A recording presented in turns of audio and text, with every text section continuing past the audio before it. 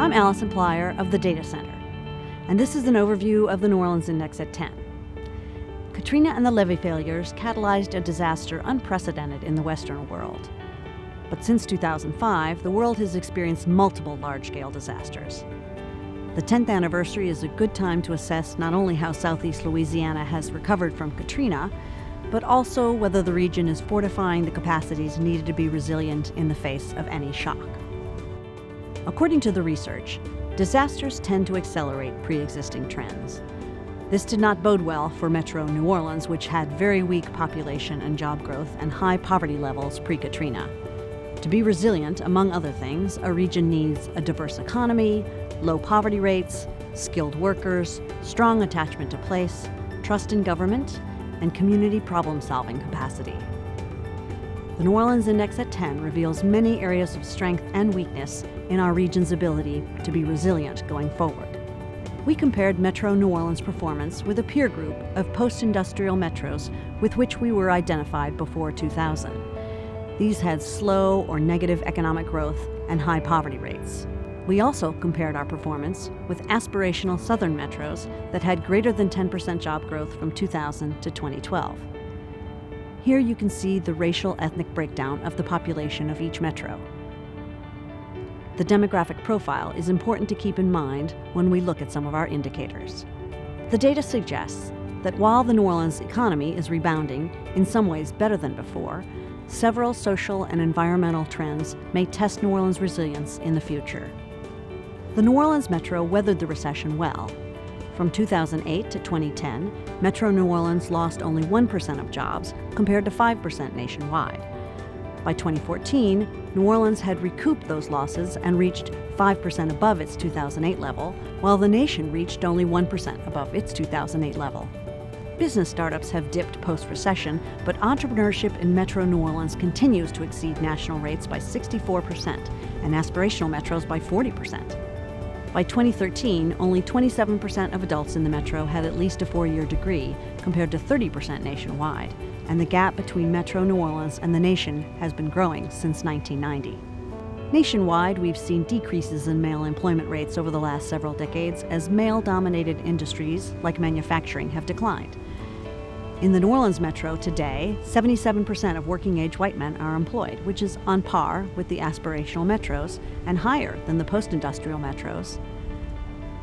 In contrast, only 57% of working-age black men are employed, which is on par with the weaker metros and significantly lower than the aspirational metros, where 62% of black men are employed. In an era of constrained public resources, incarceration is an expensive response to arrest. And research has shown that incarcerating people who pose little threat destabilizes their lives and can result in making them a greater risk to public safety after their release.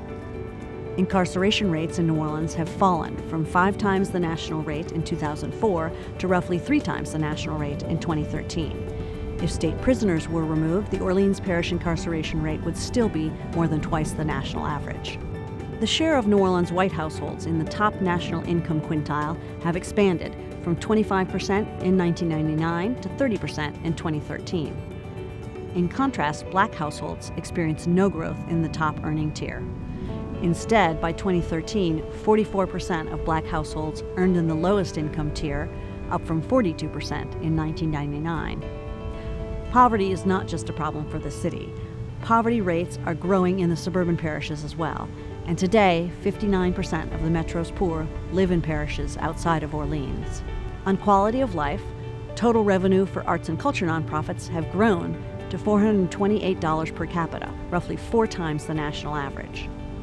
Revenues to youth development nonprofits nearly tripled from $35 per capita in 2004 to $85 in 2014. Not only has the metro lost 29% of the coastal wetlands that protect it from storm surge, but measurements within the levee walls since 1951 demonstrate that saltwater is encroaching, with 8 of 9 groundwater sample sites registering increasing salinity. 10 years after Katrina, the regional economy is embarking on a new path, benefiting from new infrastructure investments, a more diverse set of industries, and an entrepreneurship boom. New Orleanians have worked hard to not only rebuild, but to transform and better their institutions. By many accounts, New Orleanians' love of their home and high levels of citizen engagement have been key strengths that have fueled the region's resilience. Despite this progress, on many indicators of inclusion, Metro New Orleans is performing worse than other fast-growing southern metros. And the most existential issue that New Orleans faces is coastal erosion and sea level rise.